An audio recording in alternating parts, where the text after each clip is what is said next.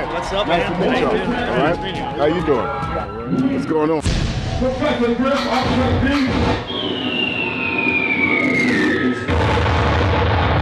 You've been educating people for years on the power and fighting the power. What do you think is the biggest source of power in the world today? The biggest source of power, and I think, Griff could probably attest this, knowledge of self and knowledge of your surroundings. But if you have knowledge of self, but you don't know your surroundings, you're kind of like at the beginning of the same old boat again. The enemy is always 3 steps ahead.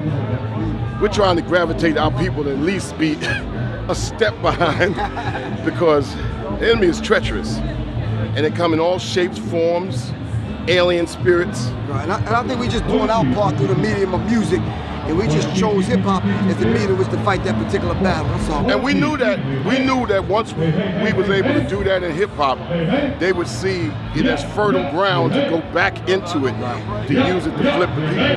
But that wears off. That wears off because you have to have the perseverance to keep going on. Not to say that you'll win the game, but you got to make sure that people don't lose.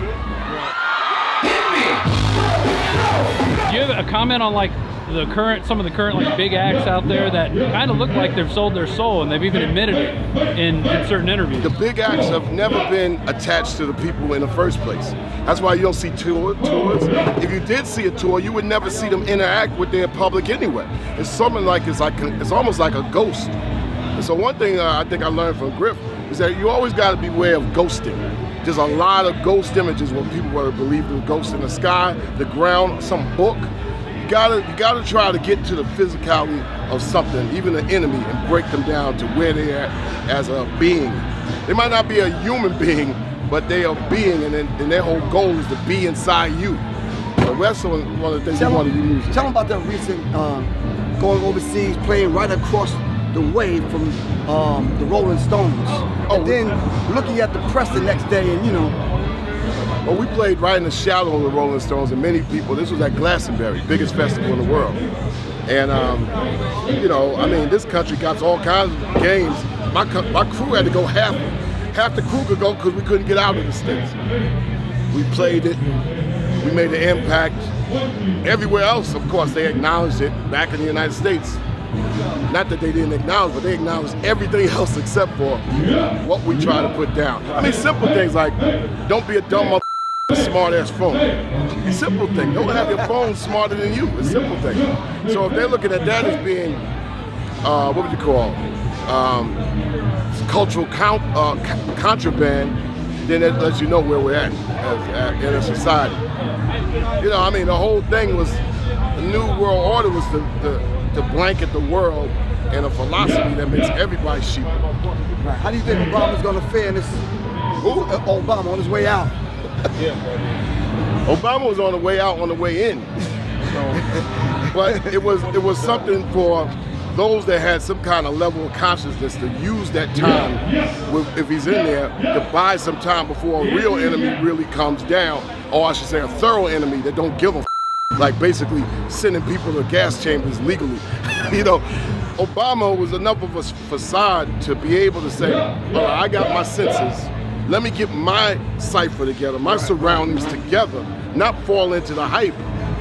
When he's out of there, then the next one that comes in, the question is, are we ready for the next person that comes in, whether he's pretends to be an ally or whether he's a straight out adversary like the Bush, when Bush was in, he was a straight out adversary and told you. Yeah, that was some Bush. So we have to look around at our people. That's one thing we try to do in the music. I mean, look, it's real simple. We want to use our music and culture to unite the human spirit. We believe that culture brings us together as human beings and defies all governments. We feel all governments are wicked. So governments like to split people up, categorize human beings, divide so they can conquer them. There's people that don't even think that they can see the world because they need permission to see the planet Earth. A visitor to the planet Earth, right? Right. Music allows you to be a visitor to the planet Earth way before the internet. That's why, where we're at, just culturally, just being able to put the good seed in. So a lot of times when they say, well, Public Enemy is anti this, anti that, we're just anti-ignorant. We've always been about the good seed.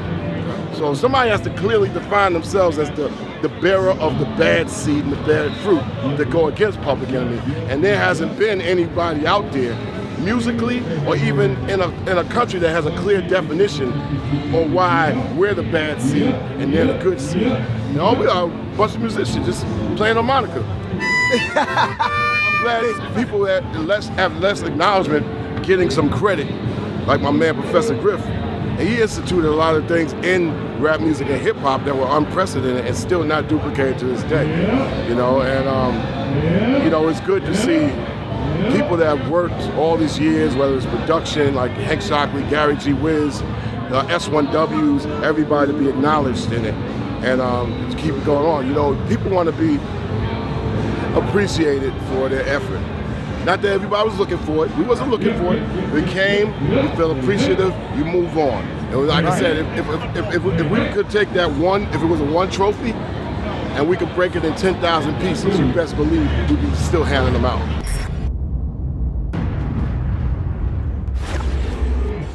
Now you can watch The Alex Jones Show live as it happens at Infowars.com/show. You'll find links to all of our content there and a free 15-day trial for Prison Planet TV. More than 60 movies and documentaries all in one place at Infowars.com/show.